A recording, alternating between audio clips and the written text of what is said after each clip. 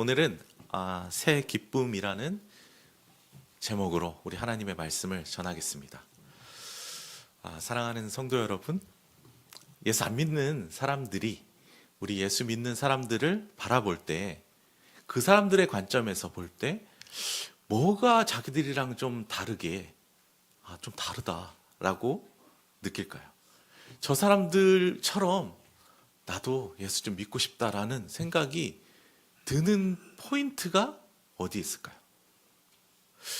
저는 모르겠어요. 여러 가지가 있을 수 있겠죠. 그런데 제 주변에 있는 사람들을 보면요, 거의 대부분 그렇더라고요. 뭐냐면요, 예수 믿는 사람들이 늘 행복해 보이는 거예요. 되게 기뻐 보이는 거예요. 그래서 나도 믿고 싶은 마음이 드는 겁니다. 저도 그랬어요. 저도 대학교 때 예수님을 처음 믿었거든요. 그때 저는 여러 가지 개인 사정으로 너무너무 힘든 시간들을 보냈었어요. 그런데 주변에 이제 예수 믿는 사람들이 기독교 동아리 있었거든요. 너무 늘 기뻐 보이고 행복하게 사는 것 같은 거예요. 속으로 그렇게 생각했죠. 저 사람은 돈이 많은가 보다. 돈이 좀 있고 집에 여러 가지 여건이 좀 되니까 저렇게 늘 행복하겠지. 그렇게 생각했어요. 나는 좀 달라. 그런데 알고 보니까 객관적인 관점으로 봤을 때는 상황이 저보다 훨씬 안 좋아요. 그런데 지금도 떠오르네요, 그 형이. 그런데 항상 보면 뭐가 그렇게 좋은지 웃고 기뻐하고, 그놈의 입에 달듯이 얘기하는 뭐가 그렇게 감사한지 감사하다 하면서 되게 행복해 보였어요. 좋아 보였어요. 그래서 저는 그렇게 생각했죠. 나도 좀 행복하고 싶다. 나도 좀 행복하고 싶다, 정말. 저 사람 믿는 거 믿으면 나도 저런 상황이어도 행복할 수 있는 건가? 그런 생각이 좀 들었던 것 같아요. 예수 믿는 사람들은요, 항상 기뻐할 수 있는 사람들이 맞습니다. 우리는 다 예수 믿는 사람들이고요, 항상 기뻐하고 행복할 수 있는 사람들이 맞아요. 그런데 지난 한 주 동안 우리 성도님들 행복하셨습니까? 한번 돌아보셨으면 좋겠는데, 아마 지금 행복해 죽겠다는 사람들도 있겠지만 도저히 상황과 여건상 지금은 정말 기뻐할 수가 없는 상황이다 라는 성도님들도 있으실 줄로 생각이 듭니다. 제가 그랬어요. 사실 지난 일주일 동안 제 개인적으로 여러 일들이 정말 이렇게 막 한꺼번에 몰려오면서 상황적인 면으로는 도저히 기뻐할 수 없는, 기쁨을 정말 빼앗겨 버릴 만한 일들이 몰려오는 일들을 경험을 했거든요. 그런데 제가 이 말씀을 이미 정해서 이제 준비를 하는 도중에 하나님께서 저에게 기뻐할 수 있는 마음을 주셨어요. 감사할 수 있는 마음을 주셨어요. 상황을 뛰어넘어서 정말로 감사하고 기뻐할 수 있는 마음을 주시더라고요. 그래서 우리 성도님들도 저처럼, 아니 저보다 더 어떤 상황에 있으시든지 오늘 말씀을 통해서 정말 기뻐하시고 행복할 수 있는 그런 성도님들이 다 됐으면 좋겠습니다. 자, 오늘 본문 말씀을 보기 전에요, PPT를 한번 넘겨주시면요, 오늘 본문 말씀은 이제 요한복음이거든요. 요한복음에 대해서 간략히 오늘 본문 말씀을 좀 잘 이해하기 위해서 간략히 보겠습니다. 요한복음은 크게 서론부, 본론부, 결론부 이렇게 세 부분으로 저렇게 구별할 수 있거든요. 그런데 가운데 본론부를 크게 두 파트로 구별할 수 있어요. 13장에 세 족씩이 나오거든요. 그걸 기점으로 앞부분과 뒷부분으로 구별할 수 있는데, 이 앞부분 1장 19절부터 12장까지에는 7가지의 기적들이 나와요. 특별히 여기서는 요한복음에서는 기적이라고 표현하지 않고 표적이라고 표현하거든요. 오늘 우리가 살펴보려고 하는 이야기는 이 부분에 있습니다. 다음 페이지 보면요, 네, 이 부분에 7개의 기적, 표적이라고 하죠. 7개의 표적이 나타나는데 그냥 기적 자체를 강조하지는 않아요. 이 기적의 의미가 뭔지 말씀으로 예수님이 꼭 설명해 주시거든요. 영적인 의미를. 예를 들면 이런 거예요.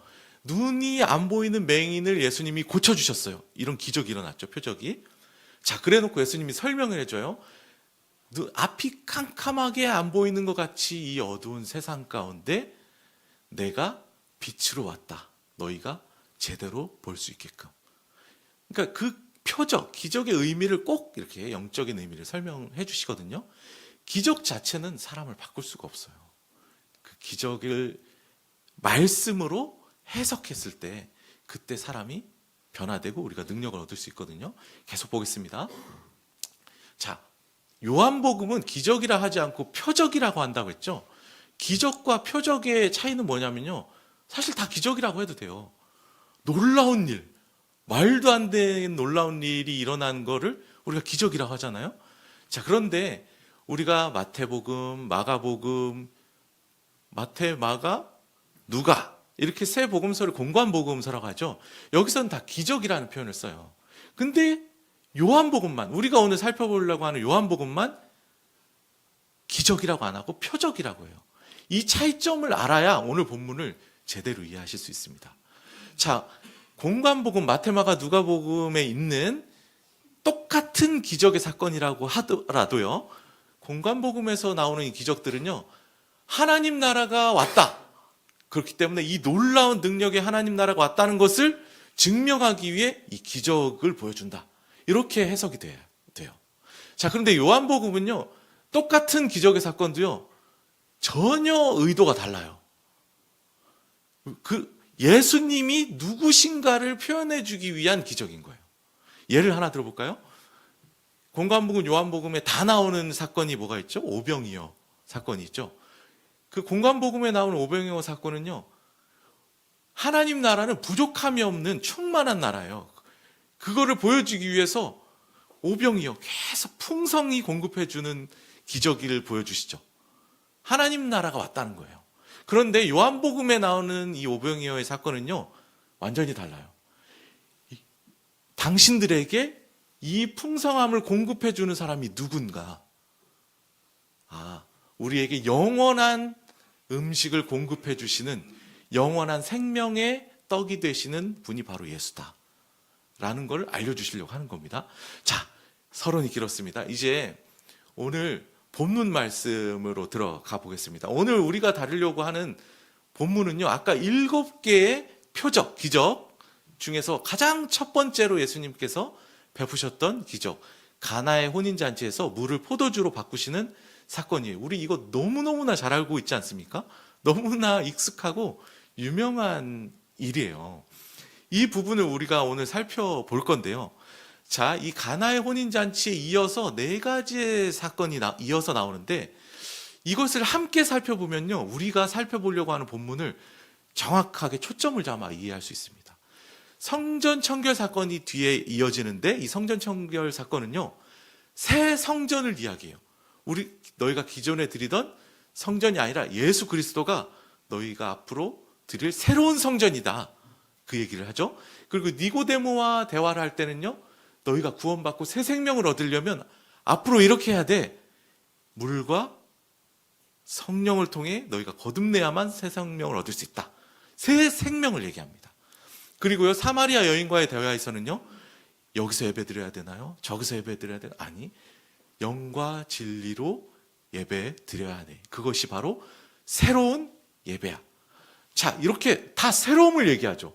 새 성전, 새 생명, 새 예배를 얘기해요. 자, 그러면 이 이야기의 시작이 되었던 가나 혼인잔치는 도대체 우리가 뭐에 초점을 봐서 봐야 될까요? 오늘 설교 본문 제목입니다. 새 기쁨입니다. 새 기쁨. 예수님이 우리에게 새로운 기쁨을 가져다 주신다는 겁니다. 오늘 우리는 이 새 기쁨을 집중해서 이 본문을 볼 겁니다. 본문을 보겠습니다. 1절 말씀 보면요, 사흘째 되던 날 가나에 결혼 혼례잔치가 있었다라고 해요. 그런데 그냥 무심코 지나가기 쉬운데 이 사흘째 되던 날이 굉장히 의미심장한 표현이에요. 한번 생각해 보겠습니다. 우리 성경책을 가지고 계신가요? 네, 가지고 계시면요, 한번 살펴봤으면 좋겠는데, 2장 1절부터가 오늘 본문이잖아요. 그럼 앞에 1장이 있잖아요. 1장 29절을 한번 보시면요, 이튿날 이렇게 시작을 합니다. 이튿날. 그렇죠? 이튿날이라는 건 뭐예요? 그 다음 날이라는 거잖아요. 그러니까 앞에 첫 번째 날이 있고 그 다음 날, 두 번째 날 이런 일이 있었다 이렇게 설명하는 거예요. 자, 그런데 계속 가보세요. 35절에 또 어떻게 돼 있죠? 또 이튿날 이렇게 돼 있죠? 아, 그럼 두 번째 날에서 그 다음 날이면 몇 번째 날이에요? 세 번째 날이죠. 자, 그리고 이제 43절까지 가보세요. 43절에 또 어떻게 돼 있죠? 이튿날 돼 있죠. 자, 세 번째 날에서 그 다음 날이면 네 번째 날이죠. 그리고 나서 오늘 본문으로 이어집니다. 그리고 나서 사흘째 되던 날. 자, 그러면 사흘째 되던 날에서 3일째 되던 날. 그럼 4 더하기 3은 7이죠. 우리 어린이 친구들도 오늘 설교 듣고 있는데 우리 친구들도 이 정도는 알 수 있을 것 같아요. 자, 7째 되던 날입니다. 7째 되던 날. 자, 우리는 성경을 많이 봐서 7일 하면 뭔가 떠오르는 게 있지 않으신가요? 7일? 하나님이 천지를 창조하셨던 그 창조의 기사가 7일이죠. 하나님이 7째 되던 날 창조를 마치시고 안식하셨다라고 돼 있어요.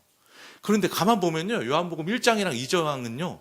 마치 창세기 1장, 2장을 떠오르게 하는 오마주 같은 그런 느낌을 막 줘요. 창세기 1장 1절 어떻게 시작하죠? 태초에 하나님이 천지를 창조하시니라. 요한복음 1장 1절 어떻게 시작하죠? 태초에 말씀이 계시니라. 막 태초 이런 말 나오고요. 어둠, 빛 막 이런 말 나오죠. 무슨 얘기냐면요. 하나님이 원래 세상을 창조하시고 우리 인간을 창조하실 때 영원히 행복하고 기쁠 존재로 창조를 하셨어요. 그런데 우리 죄로 타락해서 우리가 기쁨을 잃어버렸죠.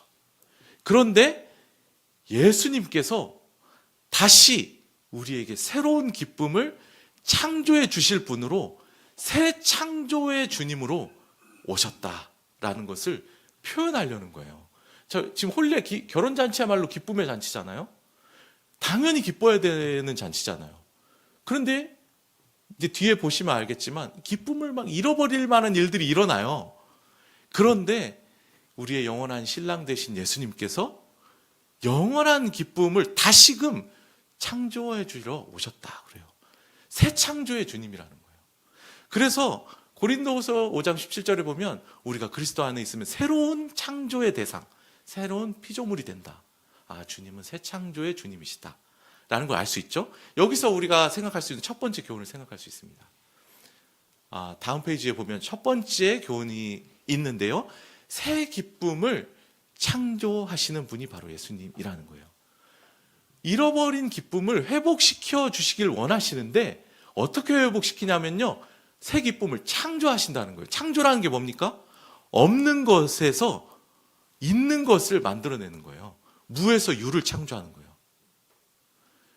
기존에 있는 것을 어떻게 조립해가지고 새로운 걸 만드는 건 영어로 make라고 하죠. 그거는 있는 거에서 있는 거 만드는 거예요. 그게 아니라 create, 무에서 유를 창조하는 거예요. 이게 왜 중요하냐면요. 제가 지난 한 주 동안 묵상하면서 이걸 많이 깨달았어요. 제가 저에게 벌어진 상황들 속에서 도저히 기뻐할 수가 없더라고요. 제 안에 기쁨이 없어요. 그런데 우리가 모르는 게 아니에요. 우리에겐 이미 영원한 천국이 주어졌죠. 이 세상 그 무엇과도 바꿀 수 없는 영원한 생명을 얻었고 영원한 천국이 이미 우리에게 주어졌어요. 우리가 기뻐하지 못할 이유가 없다는 걸 머리로는 알아요. 알죠? 우리는 항상 기뻐해야 한다는 거. 그런데 기뻐지지가 않아요. 기뻐지십니까? 상황이 안 되는 거예요. 깨달았어요. 나는 알아도 내 스스로의 힘으로는 기뻐할 수 없는 존재구나. 기뻐할 수가 없어요. 기뻐지지가 않아요. 아무리 열심히 나 기뻐해야 돼. 항상 기뻐하라고 명령하셨어. 항상 기뻐하래. 기뻐하려고 아무리 노력해도 기뻐지지가 않아요.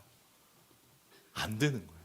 그런데 기쁨을 주님이 창조해 주시는 분이라는 거예요. 내 안에 기쁨이 없어도 우리 주님이 기쁨을 만들어 주시는 분이라는 것을 기억하시기 바랍니다. 우리 주님은요, 우리가 주님 안에 거할 때 도저히 기뻐할 수 없는 상황에서도 기쁨을 만들어 내시는 분, 기쁨을 창조하시는 주님이시라는 걸 꼭 기억하시기 바랍니다. 제가 이번 주에 이걸 경험했습니다. 상황적으로 기뻐할 수가 없었는데요. 어떻게 해요? 말씀은 준비해야 되고 설교를 미룰 수는 없잖아요. 그래서 열심히 새 기쁨으로 정했는데 기뻐지지가 않는 거예요. 그런데 기쁨을 주시더라고요. 감사하는 마음을 주시고 기쁨의 마음을 주시더라고요. 여러 가지 다양한 상황들이 있으실 줄로 믿습니다. 그런데 기쁨이 안 생기더라도 우리 주님이 기쁨을 주실 수 있다는 것을 꼭 믿으시기 바랍니다. 자, 계속 말씀 보겠습니다. 오늘 본문 말씀 1절에 보면 이제 혼례는 당연히 기뻐야 하는 결혼 잔치죠. 그런데 거기에 예수님의 어머니 마리아가 거기에 이미 계셨다라고 그래요. 그러니까 예수님이랑 제자들이 결혼 잔치 초청 받기 전부터 이미 거기 가서 준비하고 있었다는 거예요. 그래서 이제 학자들은 그렇게 얘기해요. 아마 예수님의 가족, 친척의 결혼식이었을 거다. 그리고 그 당시에는 가족들이 와서 이 음식 준비를 이렇게 나눠서 담당을 하던 문화가 있었대요. 아마도 마리아가 이제 음식 준비 담당을 하지 않았을까라고 이렇게 성경학자들이 추측을 많이 합니다. 자, 다음 말씀 계속 보겠습니다. 자, 그런데 포도주가 떨어졌어요. 자, 이걸 한마디로 얘기하면 뭐예요? 당연히 기쁨이 막 가득해야 될 결혼잔치에 기쁨을 빼앗아 갈 만한 요소가 생긴 거예요. 그것도 아주 심각한. 신랑이 망신을 당하고, 당시에는 결혼식 한 일주일 했거든요. 보통. 떨어져 버린 거죠.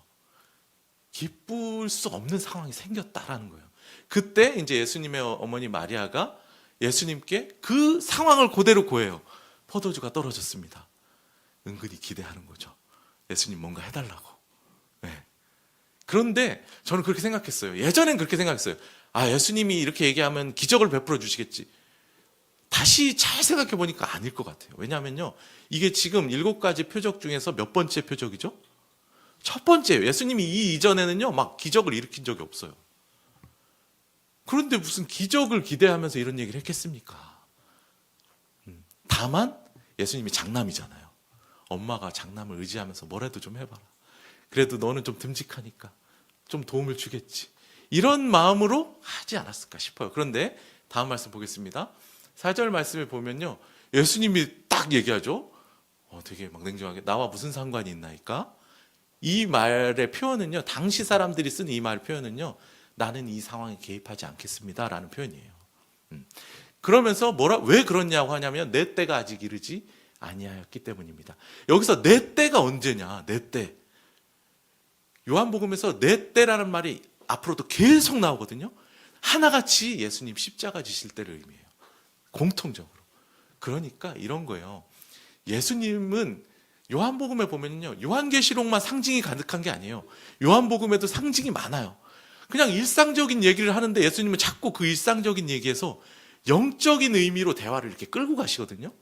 사마리아 여인이 물을 좀 달라고 했더니 갑자기 물을 얘기해서 영원한 생수 얘기를 하시면서 영원히 목마르지 않는 생수, 이런 얘기를 하시죠. 똑같아요. 지금 눈앞에 지금 당면한 이 위기 상황을 좀 해결해 달라고 얘기했더니 예수님이 기쁨을 잃어버릴 수 있는 이 위기 상황을 좀 해결해 달라고 했더니 예수님이 뭔 얘기하는 거예요? 너에게 영원한 기쁨을 회복시켜 줄 때가 곧 다가와. 내가 십자가를 지셔서 영원한 승리를 하면서 너에게 영원한 기쁨을 줄 때가 곧 다가올 거야. 지금은 아니야. 이 영적인 의미를 얘기하는 거예요. 자, 계속 말씀 보겠습니다. 어쨌거나 근데 예수님 어머니 입장에서는 이거를 온전히 이해했을까요? 그 당시에? 좀 아니었을 것 같아요. 그냥 자기가 당장 눈앞에 기쁨을 잃어버릴 상황, 이걸 좀 해결해 달라고 했는데 그냥 딱 잘라 거절한 것처럼 느꼈을 거 아니에요. 그런데 여기서 이제 마리아의 태도가 좋죠. 너희에게 무슨 말씀을 하시든지 그대로 하라. 그러니까 하나님의 그 깊은 영적인 뜻 다 이해 못해도 일단은 그냥 순종해 보라는 거죠. 이게 알고 그렇게 얘기했는지, 정말 믿음으로 그렇게 얘기했는지 알 수 없지만 이 태도 자체가 바른 태도였어요. 다음 말씀 보면요, 7절 8절에 보면요, 예수님의 그래서 예수님의 어머니 마리아가 시킨 대로 종들이 이제 예수님 말씀 순종해요. 원래 그 당시에 유대인 정결 예식을 통해서 이제 손님들이 오면 집에 들어오기 전에 손발이 더러우니까 항아리에 있는 물에 손발 좀 씻고 깨끗하게 들어오라는 그 항아리들이 있었는데 거기에 이제 물이 비어 있었어요. 그래 거기다 물을 채우라고 하세요. 뭐 채우라고 순종하라니까 채웠죠. 이 순종까지는 별로 어렵지 않았을 것 같아요. 근데 이제 두 번째, 자기들이 방금 그 손발 씻는 그 항아리에 담긴 그 항아리에 물을 담았잖아요. 근데 그 물을 지금 연회장은 그래도 좀 높은 사람인데 지금 포도주를 찾고 있는데 그 사람한테 자기가 방금 채웠던 그 물을 떠다가 갖다 주래요. 혼날 수도 있잖아요. 손발 씻는 항아리에다가 물 채웠는데 그거 떠다가 포도주 찾는데 그거 떠다 갖다 주라는데 그거 순종하면 하인들 입장에서는 이건 좀 이럴 수 있지 않겠어요? 그런데 일단 순종합니다. 그랬더니 어떤 일이 일어납니까? 다음 물이 포도주로 변하는 놀라운 우리 기적이 표적이 일어나는 거죠. 우리가 여기서 생각해 볼 수 있는 이제 두 번째의 교훈은 뭐냐면요. 예수님은 영원한 기쁨을 주시려고 해요. 그리고 그때가 곧 다가올 거야. 그런데 참지 못해요. 왜냐하면 눈앞에 기쁨을 잃어버릴 상황이 생겼거든요. 우리도 똑같지 않습니까? 우리는 영원한 천국을 이미 소유했어요. 이 땅에서 그 천국을 소망하면서 지금의 어려움을 견디면서 기뻐하면서 살 수 있어요. 근데 우리가 연약해요. 그래서 그 소망만 가지고 버티면서 살기가 어려워요. 우리의 연약함을 주님이 아신단 말이에요. 그래서 주님이요, 이 땅에서 기쁨을 잃어버릴 만한 위기 상황들에 대해서도 기도를 들어주신다는 거예요. 세미한 음성을 외면하지 않아요. 너 영원한 천국 소망만 가지고 버티면서 살아? 라고 하지 않는다는 거예요. 왜냐하면 얼마든지 그럴 수 있지만 우리는 연약한 존재라서 우리를 너무 잘 아시는 주님이 그러지 않는다는 거예요. 그래서 우리 경험하지 않습니까? 별로 이 땅에만 해당이 되고 영원한 나라와는 별로 관련이 없는데도 지금 눈앞에 있는 어려움들, 이 문제 좀 해결해 달라고, 이것 때문에 내가 기쁠 수가 없어요, 행복하지가 않아요 라고 주님께 기도할 때 주님께서 들어주셨던 경험들이 있을 거예요. 주님은 우리의 연약함을 아세요. 그냥 영원한 천국 소망하면서 버티라고 하지 않아요. 이 땅에서도 기쁨을 회복해 주기 위해서 조금씩 기도를 들어주세요. 계속 말씀 보겠습니다. 자, 그런데 여기서 우리가 좀 생각해 봤으면 좋겠는 게요, 이 항아리가 유대인의 정결 예식을 위해서 손발 닦는 용도로 항아리가 6이 놓여 있었다고 그래요. 이게 또 굉장히 의미심장해요. 아무 뜻 없이 6개가 있는 게 아닙니다. 당시에 그 유대 민족들 안에서 7이라는 숫자는요, 완전함을 상징하는 숫자였어요. 그래서 하나님이 천지 창조하실 때도 7일이잖아요. 아까 7째 날 그랬잖아요. 그렇죠? 6개가 있대요. 부족하다는 거예요. 완전하지 않다는 거예요. 지금 이 유대인들의 이 유대교는 완전하지 않아요. 예수님이 와셔서 완전해질 수 있다라는 거예요. 예수님이 그 부족한, 완전하지 않은 그 물을 포도주로 바꿔주셨죠? 그 포도주를 먹고 나서 연회장이 와, 좋은 포도주다, 완전함을 맛본 거예요. 자, 다음 페이지 보겠습니다. 우린 여기서 세 번째 교훈을 생각할 수 있습니다. 우리가 이 땅에서 기쁨을 잃어버릴 만한 상황들이 있을 때 우리를 긍휼히 여기셔서 그 기도를 들어주시면서 이 땅에서의 기쁨도 허락해 주시기도 하지만 우리가 꼭 기억해야 될 거는요, 이 땅에서의 기쁨은요, 완전하지가 않다는 거예요. 이걸 잃어버리면 안 됩니다. 이 땅에서의 기쁨은요, 불완전해요. 예수 안에서만 완전한 기쁨이 가능하다는 것을 꼭 기억해야 됩니다. 예수님이 기쁜 일들을 허락해 주시니까 이 땅에서의 기쁜 걸로 완전히 만족해 버리는 거예요. 그러면 안 된다는 거예요. 그러면 이 땅에서의 기쁨은요, 유효기간이 있어요. 이거는 삶을 오래 살아보신 분들일수록 더 깊이 경험하실 겁니다. 이 땅에서의 기쁨은 완전하지가 않아요. 기쁠 때도 어딘가 채워지지 않는 공허함이 있기 마련이에요. 이걸 꼭 기억하시기 바랍니다. 이제 마지막 교훈으로 가겠습니다. 이제 9절 말씀과 11절 말씀인데요.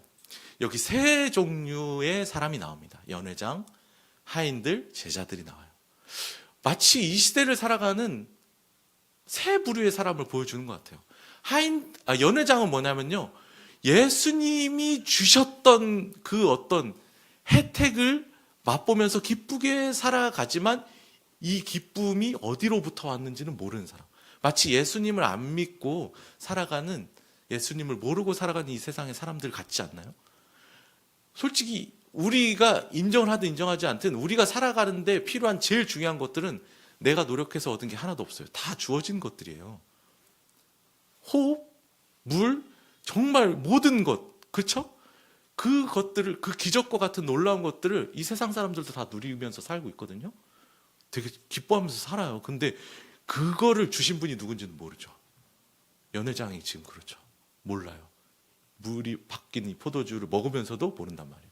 근데 하인들은 알죠. 물이 자기들이 벗으니까 그걸 바꿔 놓으신 분이 누군지를 봤어요. 그리고 알아요.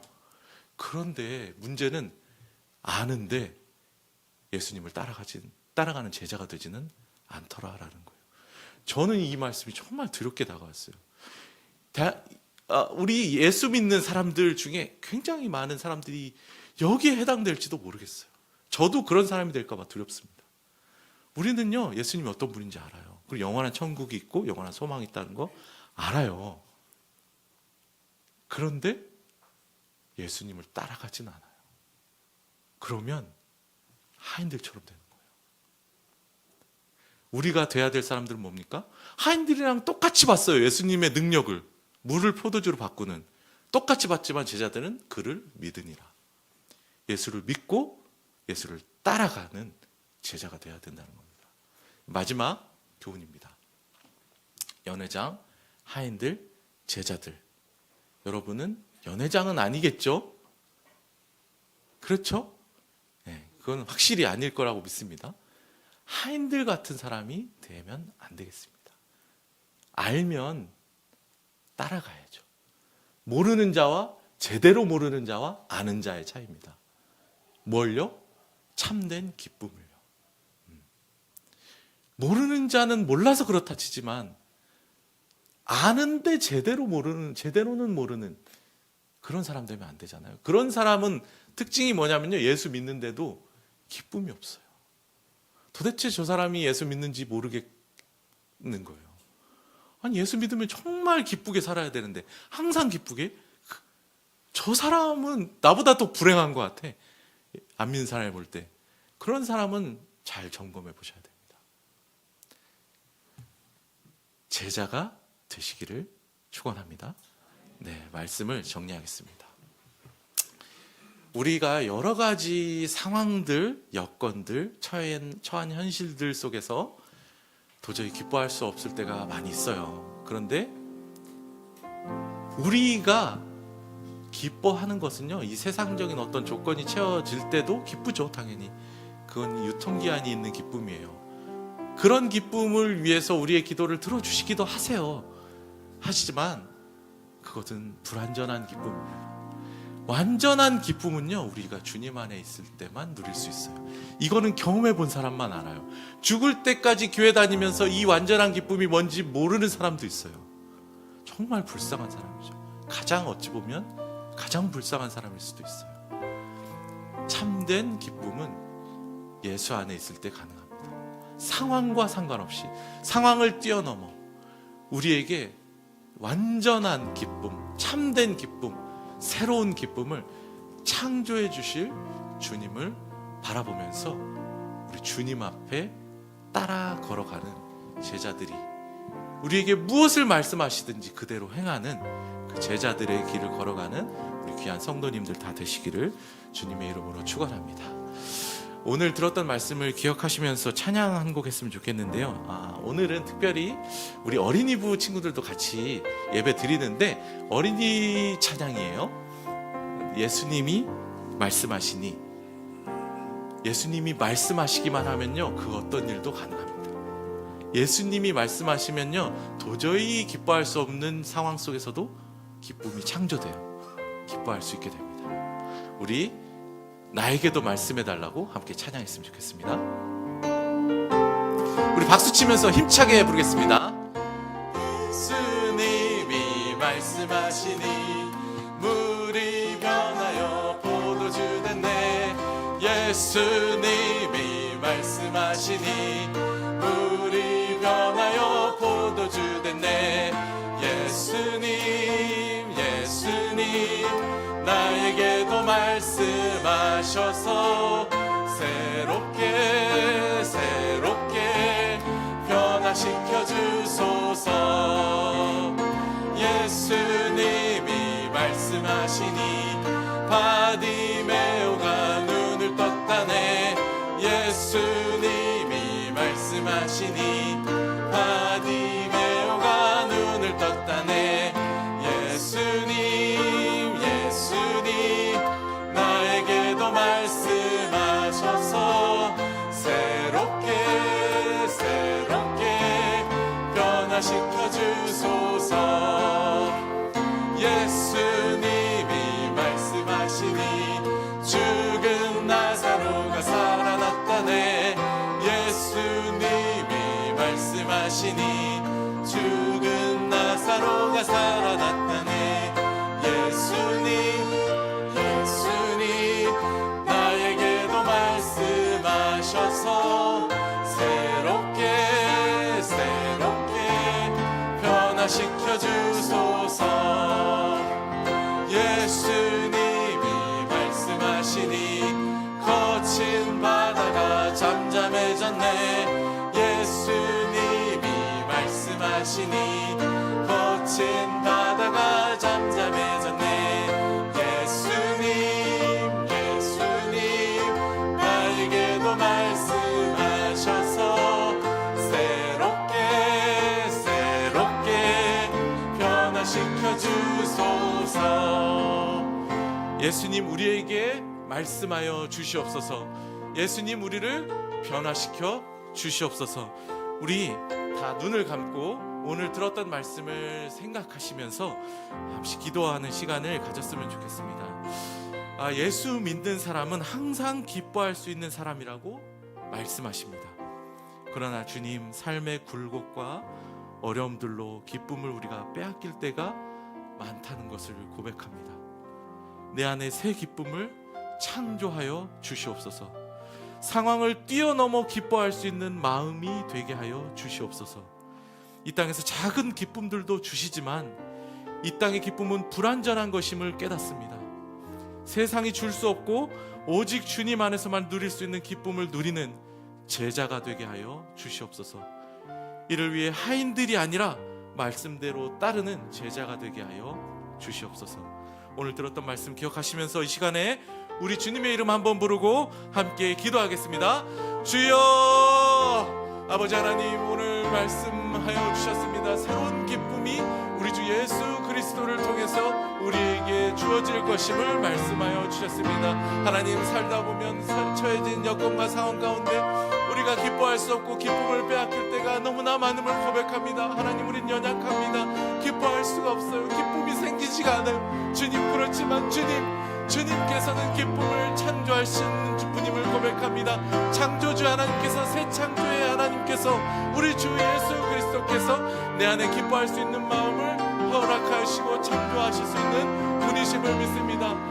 기뻐할 수 없을 때 기뻐하고 감사할 수 없을 때 감사할 수 있는 능력을 우리에게 주실 줄로 믿습니다. 이 세상의 기쁨도 기쁨이지만 그것은 참으로 불완전함을 고백합니다.